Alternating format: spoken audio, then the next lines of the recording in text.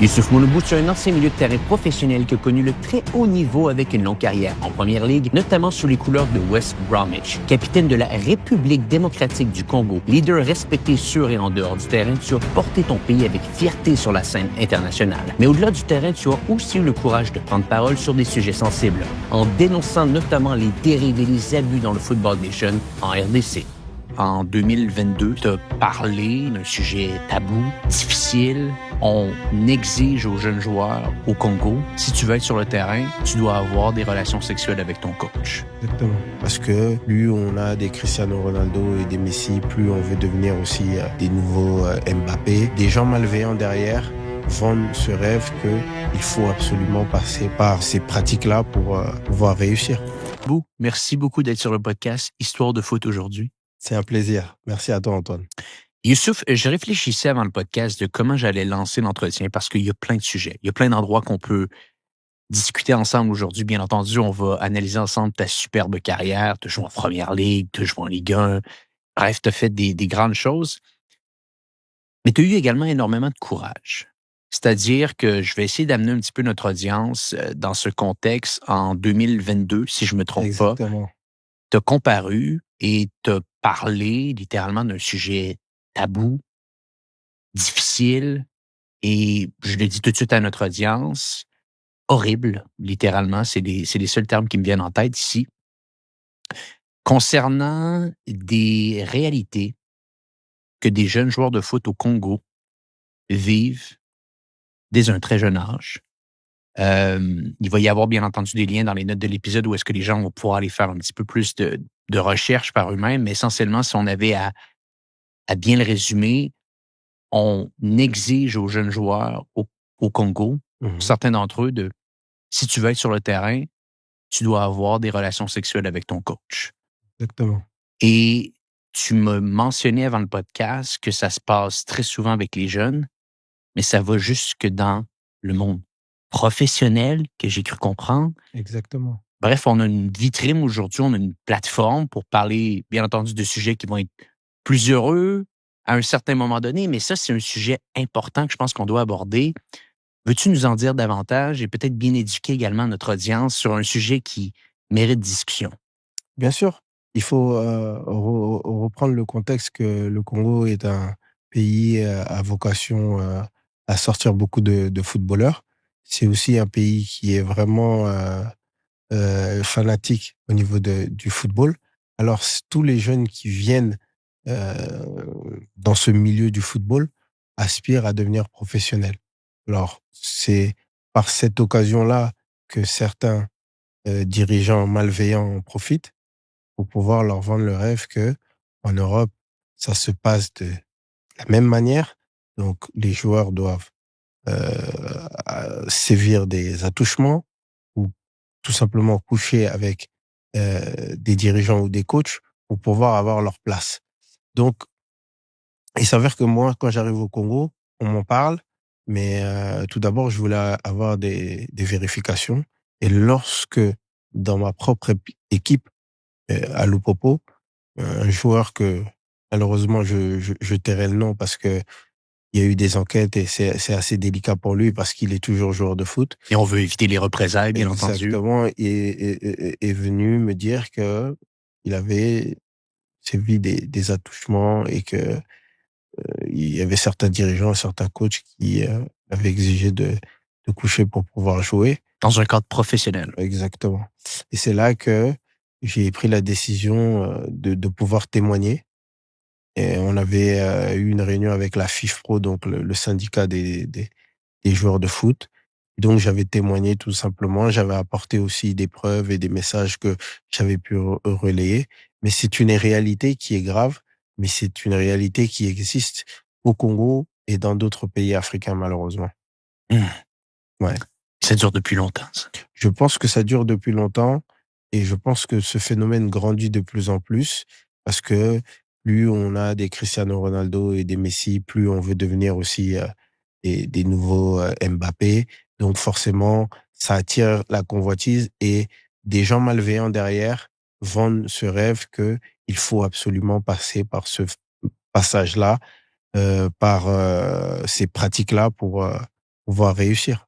Donc, littéralement, on explique, on endoctrine des jeunes Exactement, en leur disant que c'est un passage obligé. Donc, on répète, exactement. coucher avec un coach est un passage obligé pour devenir professionnel. C'est horrible. Exactement et moi, ce qui m'a le plus outré, c'est que certains joueurs et chez de bas âge, hein, venaient me voir pour me demander justement: «Est-ce que ça se passait aussi comme ça en Europe?» Je leur disais: «Mais c'est inconcevable, c'est inconcevable». Et j'étais quand même assez choqué de voir qu'on pouvait avoir des preuves très facilement, donc des messages de coach vers, des joueurs, des vidéos, des photos. Donc c'était très facile de faire l'enquête. Et d'ailleurs, Romain Molina Ouais. qui a fait l'enquête et on avait un peu discuté par rapport à ça. Il avait apporté, tellement de preuves mais je pense que la FIFA ne fait pas ce travail-là parce que elle est quand même éloignée et quand on est loin d'un conflit, souvent, on s'en préoccupe un peu moins et donc voilà. Mais ça continue à perdurer dans le monde du football congolais avec cette pratique justement de la sorcellerie. Mais derrière ça, il y a aussi cette pratique sexuelle qui vient s'accrocher, vraiment au football congolais. Éduque un peu notre audience. Je pense qu'on a des gens qui écoutent le podcast Histoire de foot ici qui sont davantage, soit en Europe, également au Canada aussi. Euh, Bref, on connaît le foot comme on connaît le foot littéralement. C'est-à-dire, bon, il y a des centres de formation, tu montes, il y a de l'argent dans le foot business. Exactement. C'est la réalité qu'on connaît du foot. Et toi, tu me disais avant le podcast, hors d'onde, ça, c'est la réalité européenne, Antoine. La réalité africaine, c'est autre chose. Il y a Exactement. malheureusement exactement ce qu'on vient de dire, des pédocrimes. Il y a beaucoup de spiritualité également que tu Beaucoup, nous mentionnais. beaucoup. Es-tu capable de nous donner également un petit peu plus de contexte pour qu'on soit capable d'éduquer notre audience également là-dessus? Alors, lorsque je suis arrivé à Lupopo, parce que, après ma carrière, en Europe, j'ai voulu un peu voir ce qui se faisait dans mon pays.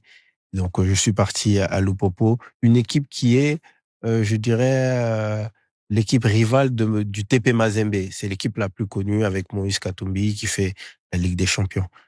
Donc, le premier match, avant le premier match, j'étais assis avec, un ami et on est venu me voir par les dirigeants pour me dire que il fallait qu'on consulte le comité de recherche. Comité de recherche, vendredi, hein. Oui, alors, il faut que tous les joueurs puissent mettre, 20 $ pour aller donner au comité de recherche qui va nous dire si demain on va gagner le match ou pas. Et donc j'ai dit à mon ami en tout cas et mon ami, il a cette mentalité européenne, Patou Kabangou que je salue. Il a joué à Anderlecht et il est retourné là-bas, il me dit: «Ouais, ne les écoute pas». Je dis: «Mais bien sûr que je veux pas les écouter». Par contre, ils sont allés voir les autres joueurs. Chaque joueur a mis un peu d'argent pour aller donner à ce comité, ce fameux comité de recherche. Alors chaque équipe, dans le championnat congolais a ce comité de recherche, là où, ils traitent ces questions spirituelles. C'était ma première rencontre avec ce comité-là et j'étais assez choqué mais j'étais assez surpris de voir l'emprise que ces personnes-là avaient sur l'équipe en elle-même. Parce qu'elle était capable de dire que demain on va pas gagner et Et là, l'équipe ne jouait plus. on voyait la tête des joueurs qui changeait ouais et avant chaque match, ils allaient voir, l'un des coachs adjoints qui faisait partie de ce comité-là et à chaque fois, ils lui demandaient la même chose: «Alors demain, le match, c'est comment? C'est bon?» «Ouais, c'est bon, c'est bon, c'est bon». C'est le contexte qu'il y a dans notre pays malheureusement. Mmh. C'est et on a pu le retrouver un peu lors de la dernière CAN avec cette histoire de la serviette, avec cette histoire de bouteille, du match Nigeria contre le Congo où, Eric Chell dit qu'ils étaient en train de jeter de l'eau. Donc il y a beaucoup de spiritualité dans le football, africain. En Europe aussi, on peut avoir, beaucoup de «je mets mes chaussettes de cette manière-là parce que c'est je l'ai toujours fait et c'est comme ça qu'on gagne», de superstitions. Mais, je pense que l'Afrique a un réel problème avec cette histoire de spiritualité. Et je pense vraiment que il faut que quelque part il y ait un travail, mais il y ait un gros travail parce que les jeunes qui arrivent d'en bas ont déjà cet esprit-là. Mmh. Et pour exemple, j'avais donné des crampons à un gamin de 8 ans quand j'étais à Lupopo. Il m'a demandé: «Oui, mais ces crampons, ils viennent de toi ou ils viennent d'un autre joueur? Parce que je ne peux pas les mettre, parce que si ça vient de l'autre joueur, je peux pas les mettre, parce que j'ai peur qu'il m'arrive quelque chose».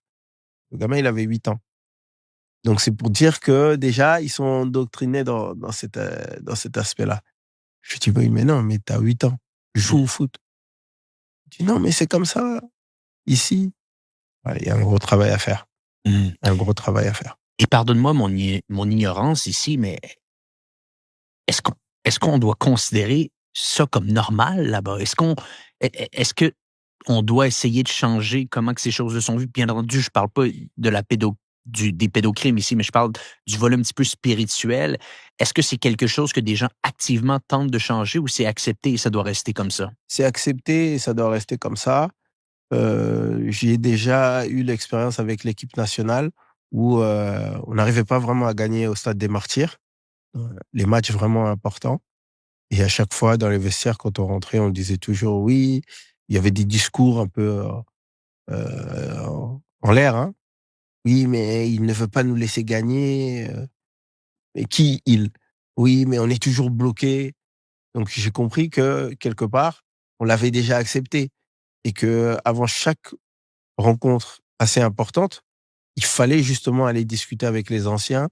Il fallait justement aller discuter avec, les chefs coutumiers et cetera parce que, quelque part, ils avaient pris cette emprise, psychologique. Et ils n'étaient pas satisfaits, il s'avérait on on gagnerait pas ou il s'avérait que le match allait mal se passer. Donc j'avais compris que l'emprise était déjà très solide, au niveau de cette équipe nationale Mmh. et c'est quelque chose qui, heu, je ne pense pas qu'on ait envie de travailler là-dessus. Je pense pas qu'il y ait un travail là-dessus. Pas du tout. Ça a déjà été accepté et il faut composer avec. Qu'est-ce qu'on peut faire dans ce cas-là? Parce que bien entendu, il y a le volet spirituel, mais il y a le volet, on a parlé un petit peu préalablement, qui est beaucoup plus sensible ici, qui est complètement dévastateur. Ouais. Et il y a des gens comme toi qui ont été capitaines de l'équipe nationale, Mmh. qui ont représenté énormément pour le pays, qui représentent encore beaucoup pour le pays aujourd'hui. Qu'est-ce qui vous manque pour peut-être aller plus loin, Mmh. puis essayer de vraiment faire changer les choses? Parce que j'ai l'impression que beaucoup de gens qui vont tout faire pour essayer de vous asphyxier ici et de faire en sorte que vous soyez pas capable de ramener la vérité à tout le monde. Ouais, je parle vraiment dans le contexte congolais, c'est de professionnaliser, tout simplement, de pouvoir, avoir des ponts entre l'Europe, entre, l'Occident et l'Afrique pour justement avoir des stages, par exemple, de certains joueurs africains issus de la formation africaine qui viennent faire des stages en Europe pour voir comment ça se passe, pour voir que ça n'existe pas et pour, aussi atteindre, ce niveau d'excellence. Parce que j'ai noté que en fait, par le fait qu'on leur parle beaucoup de spiritualité, par le fait qu'on leur parle beaucoup de ces abus sexuels, forcément, ils se disent: «Bah, j'ai pas besoin de beaucoup m'entraîner, j'ai pas besoin de tout donner sur le terrain parce que je fais ce qu'il faut derrière tout ça». Donc le niveau, quelque part, baisse et quand on regarde un peu, heu, les surtout par rapport à notre football, congolais, on avait des superstars qui jouaient, Trésor Poutou, qui étaient issus même du centre de formation et issus du Congo. Il y avait, Roum à l'époque, on a eu Dieu merci Mbokani qui est venu après, en Europe. On a eu tellement de joueurs qui étaient forts à cette époque-là, parce que le niveau était au-dessus et plus on va dans les années et moins le niveau, est au-dessus et plus, ça baisse. C'est parce que cette spiritualité-là, comme je l'ai dit, elle, commence à vraiment être ancrée dans le football. Mmh. Donc ce fléau est en train d'accélérer. Exactement. Donc moi, je pense qu'il faut professionnaliser et surtout le réel problème, et c'est flagrant, c'est que dans cette fédération congolaise, il n'y a pas d'anciens joueurs de foot. Donc l'expertise en elle-même de de l'exigence du haut niveau, quelque part, elle est dure à être partagée. Parce que des anciens joueurs comme Herita Ilunga, Shabani Nonda ou Trésor Loaloa, et ils ne font pas partie en fait de la fédération. Mmh. Donc c'est plus politique et c'est plus administratif. Est-ce que Youssouf Mulumbu aimerait devenir président de la fédération? Je me suis pas vraiment posé la question. Mais moi, j'aimerais aider mon pays, Mmh. et j'aimerais l'aider dans le sens où je me sentirais à ma place et je me sentirais bien. Je ne veux pas aller chercher la place de quelqu'un. Donc si aujourd'hui on m'appelle heu, pour justement parvenir à aider dans le monde du sport, dans le monde du foot, oui, avec plaisir, mais pas une vocation forcément à aller chercher cette place-là.